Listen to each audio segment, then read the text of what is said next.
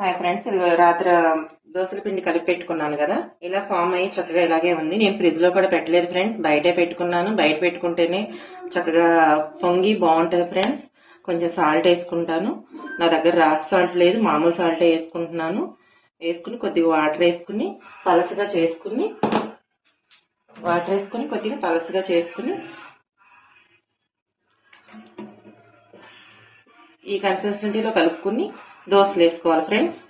Stove వెలిగించుకుని దోశల పేనం పెట్టుకుని, దోశల పేనం బాగా వెయిట్ అవ్వాలి. వెయిట్ అయితేనే బాగా మనకి స్మూత్గా చక్కగా హోటల్ స్టైల్లో ఎలా వేస్తారో అలా వచ్చిద్ది, ఎర్రగా కాలిద్ది.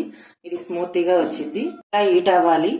బాగా హీట్ అయిన తర్వాత దోశ ఇలా వేసుకుంటే అలా వేయంగానే అలా సౌండ్ రావాలి.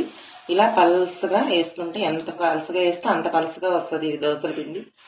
ఎందుకంటే అన్ని పప్పులు ఉన్నాయి కదా, నవధాన్యాలు అంటారు వీటిని అన్నిటిని. ఇలా వేసుకుని బాగా ఎర్రగా కాలిన తర్వాత కొంచెం కాలినాక ఈ దోశ మీద కొంచెం నెయ్యి అప్లై చేయాలి. బాగా కాలిన తర్వాతే నెయ్యి అప్లై చేయాలి, ముందుగా చేయకూడదు. కొంచెం దోరగా వేగిన తర్వాత అప్లై చేయాలి నెయ్యి.